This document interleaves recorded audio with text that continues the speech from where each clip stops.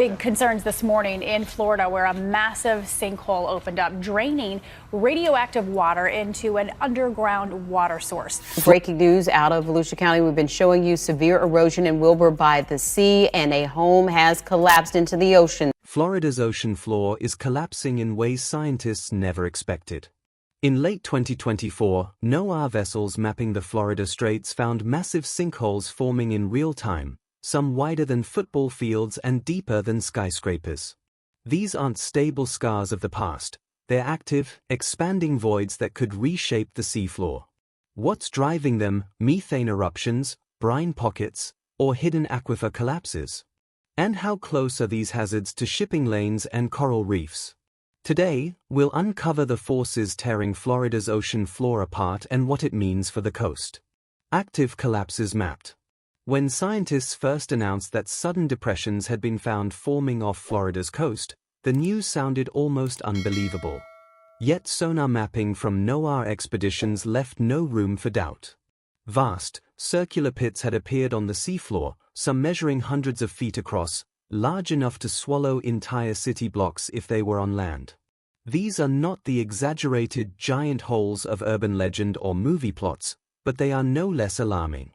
They represent active, fast-forming seafloor sinkholes, depressions carved into sediment layers that were thought to be stable.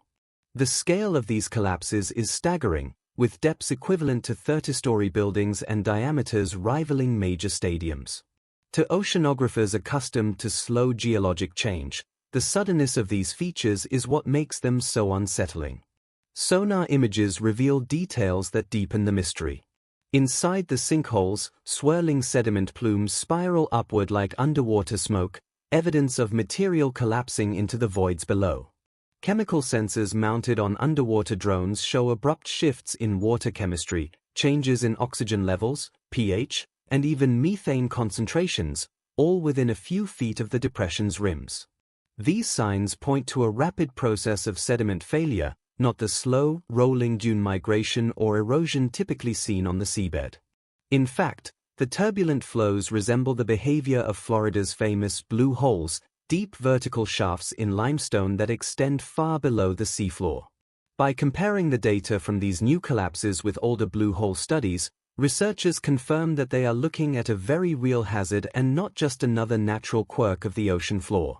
The combination of spiraling sediments and chemical anomalies suggests powerful forces are acting beneath the surface, destabilizing material that should otherwise be locked in place. Equally concerning is where these collapse zones are appearing. Some lie dangerously close to Florida's coral reef tracts, ecosystems already fighting for survival due to bleaching, rising temperatures, and pollution. A sudden slump of sediment or collapse plume could blanket fragile reefs in suffocating clouds of debris, hastening their decline. Others are located near heavily trafficked shipping lanes, places where massive cruise liners, container ships, and fishing vessels pass daily. A large sinkhole opening beneath these routes could stir currents strong enough to disrupt navigation, while exposed edges may pose a threat to anchors and submersibles. Remotely operated vehicles, ROVs, which often investigate these sites, risk being damaged or even pulled into unstable sediments. For marine infrastructure, cables, or pipelines laid along the seafloor, such collapses could prove catastrophic. Scientists emphasize that these are not isolated events. The clustering of sinkholes in certain regions points toward a larger, systemic process at work. Some pits even appear aligned along invisible lines, as though connected by hidden pathways or underground tunnels within the seafloor. That possibility raises urgent questions. If these collapses are linked by subterranean channels, then one failure could trigger another, creating a chain reaction across the continental shelf. What might look like a single depression today could actually be the surface expression of a much bigger and more dangerous plumbing system beneath Florida's ocean floor. The pattern hints at underground plumbing, channels, and cavities linking one collapse to another, so what exactly is tunneling beneath Florida's seabed? Hidden plumbing, real triggers. Florida's geology has always made it vulnerable to collapse. On land, the state is famous for sinkholes that suddenly swallow homes, parking lots, and even entire streets. The culprit is karst, porous limestone that dissolves over time as slightly acidic groundwater seeps through it, carving out hidden cavities. Eventually, the roof of these cavities weakens, giving way with little warning. This process has been well documented inland, but researchers are increasingly convinced that the same dynamics are unfolding offshore. The Florida platform extends far beneath the water, made of the same carbonate layers riddled with weak zones. With ocean circulation, salinity fluctuations, and pressure from tides and storms, the conditions for dissolution and collapse may be even more extreme than on land. In other words, the ocean floor near Florida may be subject to the same geological fragility that makes the state notorious for sinkholes on the surface. Evidence suggests that these offshore voids aren't isolated. Instead, they could be connected by vast subterranean channels, natural plumbing systems that snake beneath the seabed. Just as underground rivers link Florida's inland springs and sinkholes, similar conduits may run beneath the continental shelf. If one roof section begins to thin due to chemical erosion or sediment flushing, the stress can transfer to neighboring sections.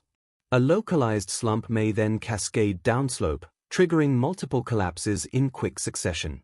This kind of domino effect explains why clusters of sinkholes appear in specific areas rather than being scattered randomly across the seafloor.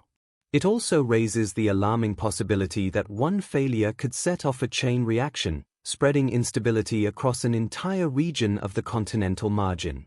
Adding to the natural risks are the pressures of modern life. Florida's groundwater has been heavily tapped for agriculture, urban growth, and industry. When aquifers lose water, the pressure balance changes, sometimes leading to void formation or collapse far from the pumping site. Onshore, this can cause sudden sinkholes under neighborhoods. Offshore, it could mean unseen changes in pore pressures that travel through aquifer pathways and destabilize sediments beneath the seafloor. Extreme weather conditions aggravate the situation. Storms push strong pressure waves into coastal aquifers, while heavy rain brings on sediment loads, further weighing down already delicate strata. On the other hand, droughts draw water tables down, breaking the fragile equilibrium that prevents cavities from collapsing. By themselves, each of these stresses may not trigger a collapse, but together, they might tilt the system towards failure. Offshore detection of these threats is fraught with difficulty. On land, there are clear indications: cracks in driveways, leaning fence posts, and sudden water losses from swimming pools. The underwater equivalents of these would be subtle, microcracks in sediment layers, gradual irregular tilting of the seabed, or unexplained seepage detected by ROV sensors. Scientists are trying to get ahead of the calamity by making monitoring technologies better at picking up these early warning signals. They are pondering a kind of monitoring that would include using seafloor tilt meters, pore pressure gauges, and chemical probes in concert to catch a collapse before it happens.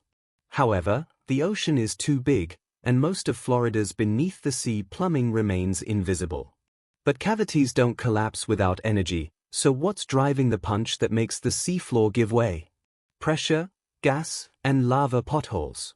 If Florida's offshore plumbing system provides the cavities, then pressure is the force that turns them from hidden voids into catastrophic collapses. One of the key culprits is methane hydrate, a strange ice-like compound that traps methane gas molecules inside cages of frozen water. These hydrates remain stable under cold, high-pressure conditions at the seabed. But when ocean temperatures rise or when sediment pressure shifts, the hydrates destabilize, releasing gas into surrounding layers. As methane expands and rises, it can fluidize the sediment above, prying open weak layers and forcing cracks to widen. Imagine the seafloor being lifted from below like a car jack, then suddenly dropping when the gas pocket vents. The collapse is not gradual, it is violent and fast, leaving behind the yawning pits researchers now call oceanic sinkholes. The threat doesn't stop with methane. Brine pockets, highly saline water trapped deep underground, can also exert destabilizing force. When these brines shift, they alter buoyancy and pressure balances within the seabed. Combined with rising gas columns, they create zones where sediment is no longer strong enough to hold itself together. This dynamic mirrors processes scientists have observed elsewhere in the world's oceans, where pressurized fluids suddenly vent, carving craters and channels into the seabed. For Florida, the danger is magnified by the fact that these processes are happening in a region bordered by coral reefs, heavy shipping traffic, and densely populated coastlines. To understand how such pits form, researchers often look to analogues from other parts of the world. One striking example comes from work led by University of Florida geologists on collapsed lava bubbles along the mid-ocean ridge in the Pacific. There, scientists discovered semicircular pits and jagged depressions caused not by erosion, but by vapor trapped beneath lava flows. Because molten rock spread over the ocean floor, seawater that was trapped below vaporized into the bubble's inflation, which buoyed the lava sheets.